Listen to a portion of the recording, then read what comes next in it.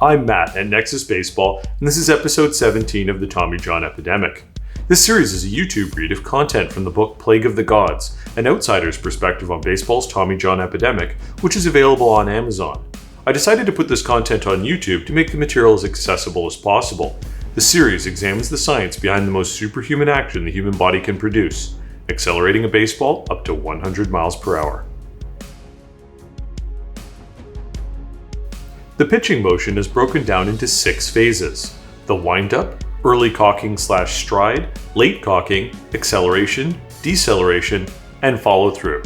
These phases are generally accepted in the research community, but there is also a great deal of variety in how they are taught by pitching coaches and gurus, often leading to confusion when comparing different approaches. The motion begins with the wind-up phase, where the pitcher is attempting to keep the center of gravity over the back leg for as long as possible. The understanding is that if the weight were to be transferred forward prematurely, it would be impossible to use the ground effectively to drive the hips forward. The early caulking/stride phase begins when the lead leg reaches maximum height and forward motion begins, all the way through to the moment the front foot hits the ground. The purpose of the stride is to increase the distance over which linear and angular trunk motions occur, allowing for increased energy production for transfer to the upper extremity.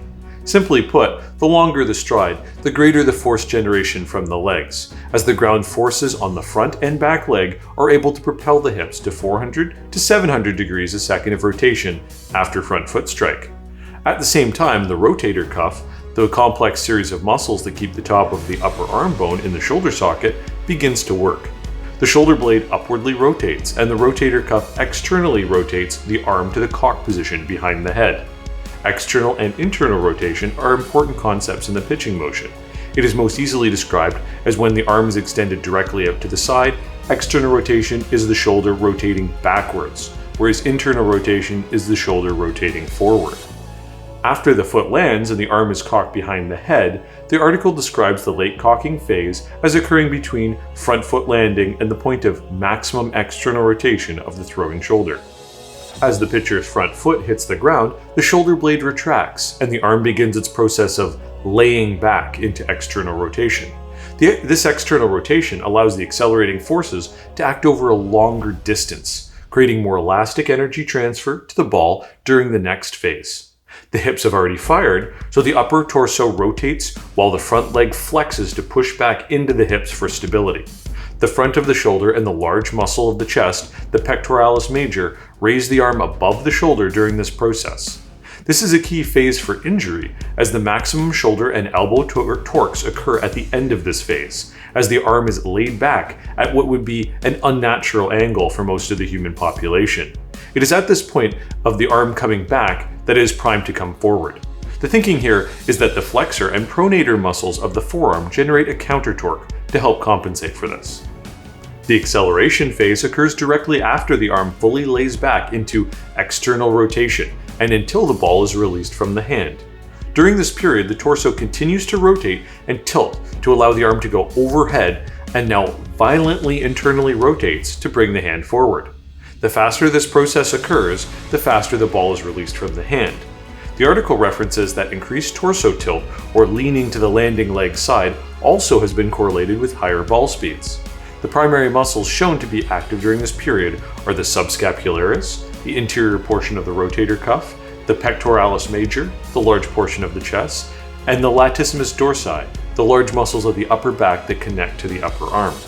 The reason this is termed to be a violent motion is both due to the speed at which it occurs as well as the forces that act upon the muscles, which are as high as 185% of their individual maximum muscular strengths.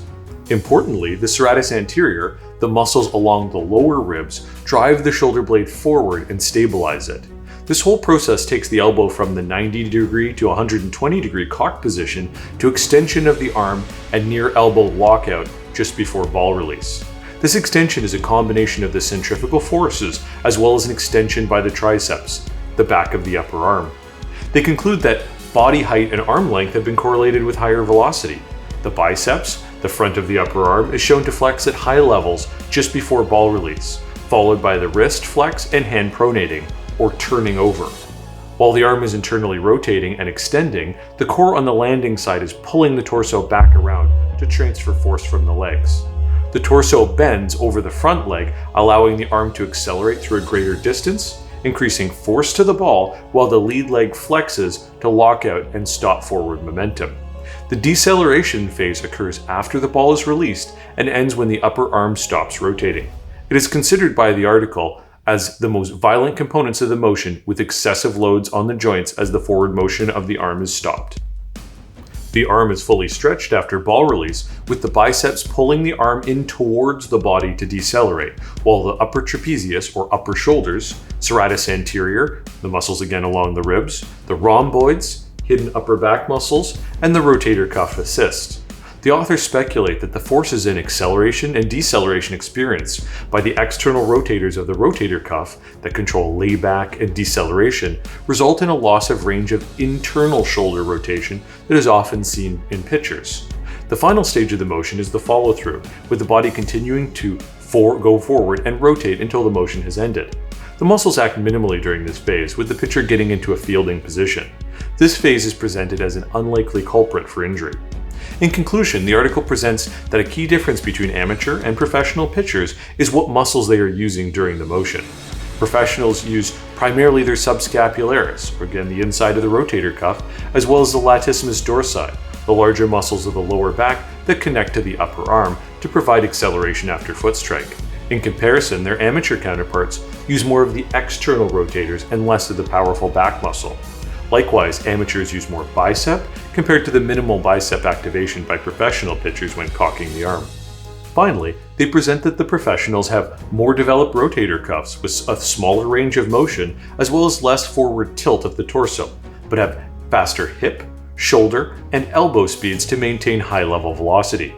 This could be due to the finding that a 20% decrease in energy from the hip and torso required a 34% increase in shoulder velocity to create the same amount of force in the hand, reinforcing the power of the legs in the motion.